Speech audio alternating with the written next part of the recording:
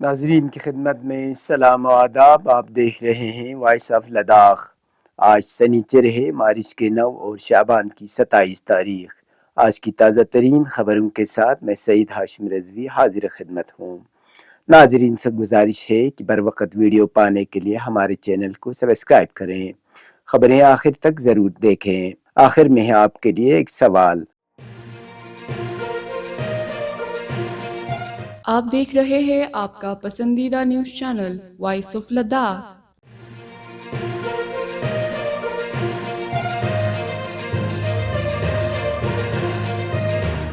ضلع کرگل کے مالی سال 2024-25 کے پیکس بجٹ کی منظوری کی خاطر ہل کونسل کرگل کا جنرل اجلاس آج کانفرنس ہال برو میں منعقد ہوا، جس دوران چیف ایگزیکٹو کونسلر کے علاوہ ایگزیکٹو کونسلرز اور ضلع کے دیگر اعلیٰ افسران موجود تھے. اس میٹنگ میں مالی سال 2024-25 کے لیے 363 کروڑ 77 لاکھ 44 ہزار کی بجٹ پیش کیے گئے.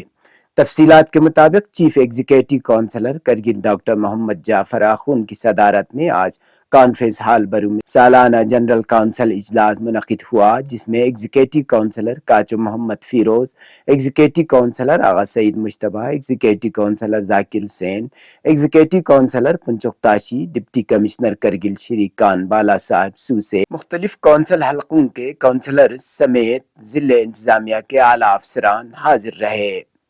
اس دوران مختلف تعمیراتی و فلاحی کاموں پر تفصیلی بحث و مباحثہ کیا گیا.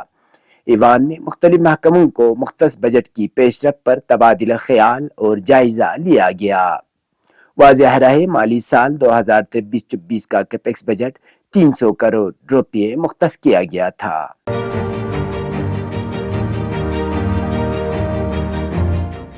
یوتھ کانگریس کرگل کی جانب سے آج ایک پریس کانفرنس کا اہتمام کیا گیا، جس دوران انہوں نے ایپیکس باڈی لیہ اور کرگل ڈیموکریٹک الائنس کا مرکزی وزارت داخلہ کے ساتھ ہوئی میٹنگ کی ناکامی اور لداخ کے اہم مسائل کو نظر انداز کرنے کو لے کر شدید رد عمل کا اظہار کیا اور مرکزی سرکار کی سخت مذمت کی.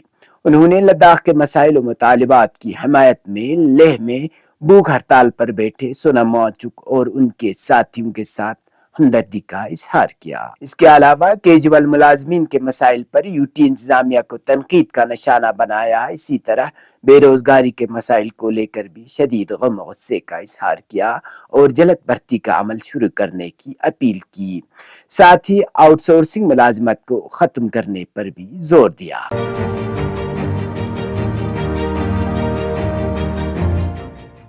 سری نگر اور جموں میں درماندہ مسافروں کو فضائیہ کے آئل 76 کے ذریعے آج لیہ پہنچایا گیا، جس دوران جموں سے آئل 76 کے 2 پروازوں کے ذریعے 514 مسافروں کو لیہ پہنچایا گیا اور 223 مسافروں کو سری نگر سے لیہ پہنچایا گیا. درماندہ مسافروں کو آئل 76 کے ذریعے لیہ پہنچانے پر عوامی حلقوں کی جانب سے فضائیہ کی سراہنا کی جا رہی ہے. یاد رہے کہ موسم کی خرابی کے سبب AN32 کوریئر سروس رک جانے سے جموں اور سری نگر میں بہت سارے مسافر درماندہ ہو کر رہ گئے تھے، جنہیں مشکلات کا سامنا کرنا پڑ رہا تھا.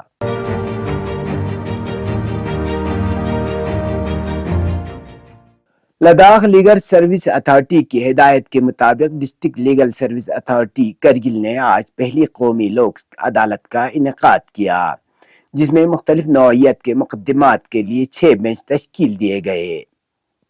یہ مقدمات عدالتوں میں زیر التوا جیسے فوجداری معاملات، مقدمات 138 NI ایکٹ کے تحت معاملے، بینک ریکوری معاملے، ازدواجی تنازعات اور دیگر معاملات کو احسن طریقے سے حل کیے گئے. قومی لوک عدالت میں کل 286 مقدمات بھیجے گئے، جن میں سے کل 212 مقدمات کو نمٹایا گیا اور ان سے 16,66,050 روپے کی رقم بطور تصفیہ وصول کی گئی.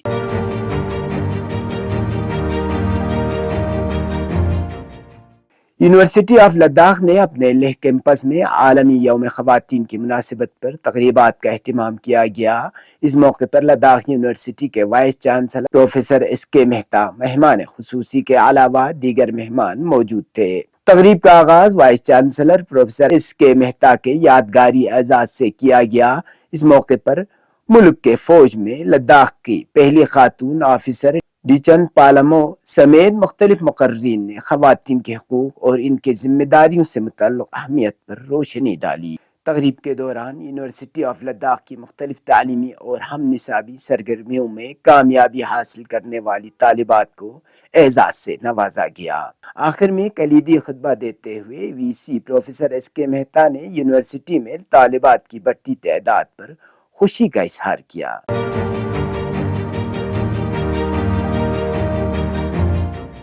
گزشتہ 24 گھنٹوں کے دوران کرگل میں درجہ حرارت کم سے کم -12.1 ڈگری سینٹی گریڈ درج کیا گیا۔ اسی طرح لیہ میں درجہ حرارت -8.6 ڈگری سینٹی گریڈ اور دراس میں -16.1 اور زنسکار میں کم سے کم -26.4 ڈگری سینٹی گریڈ ریکارڈ کیا گیا۔ اب پیش ہے قومی اور بین الاقوامی خبریں۔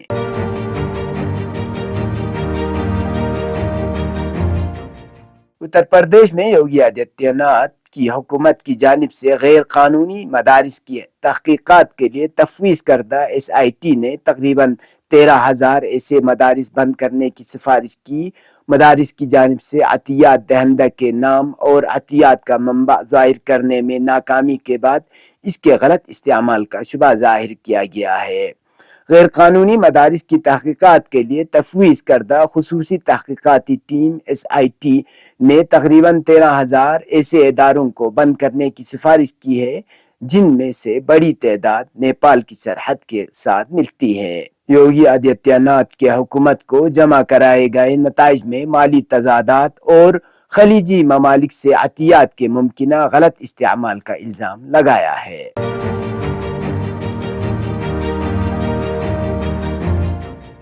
اسرائیلی میڈیا رپورٹوں میں اعتراف کیا جا رہا ہے کہ صہیونی فوج کا گیواتی کمانڈو اور صہیونیت بریگیڈ خان یونس میں سخت جنگ لڑ رہا ہے، لیکن اس سے کوئی پیش قدمی حاصل نہیں ہوئی ہے۔ صہیونی میڈیا کا کہنا ہے کہ اسرائیلی فوج تھکے ہارے ہیں اور مذکورہ تینوں بریگیڈ سخت جھٹکوں کے نتیجے میں تھک گئے ہیں اور ان کے حوصلہ پس ہو گئے ہیں۔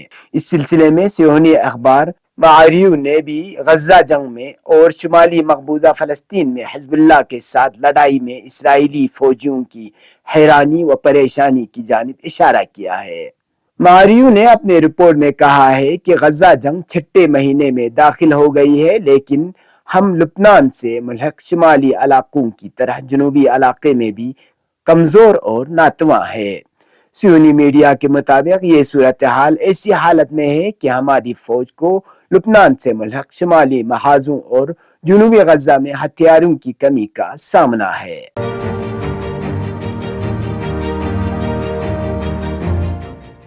یمنی فوج کے ترجمان یحییٰ سری نے بتایا ہے کہ خلیج عدن میں ایک آپریشن میں امریکہ کے پرویل فارچون بحری جہاز کو میزائلوں سے نشانہ بنایا گیا۔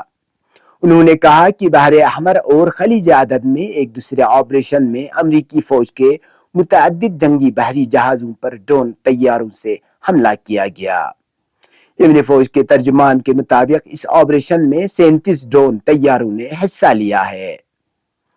امریکی فوج کی مرکزی کمان سینٹکام نے اپنے جہازوں پر یمن کے تازہ حملوں کا اعتراف کیا ہے۔ سینٹکام نے اعلان کیا ہے کہ یمنی فوج نے سنیچر کی صبح بڑا ڈرون حملہ کیا ہے۔ یہ تھے اب تک کی خبریں۔ اب پیش ہے آج کا سوال۔ روایتی طور لداخ میں یاک اور زو کی جوڑی ہل جوتنے میں استعمال کی جاتی ہے۔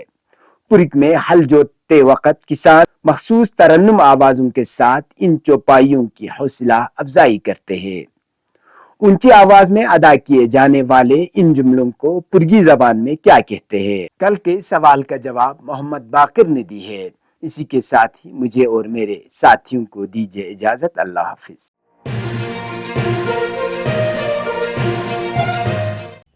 مقامی، قومی اور بین الاقوامی خبروں سے باخبر رہنے کے لیے چینل کو لائک، شیئر اور سبسکرائب کریں، ساتھ ہی بیل آئیکن دبانا نہ بھولیں۔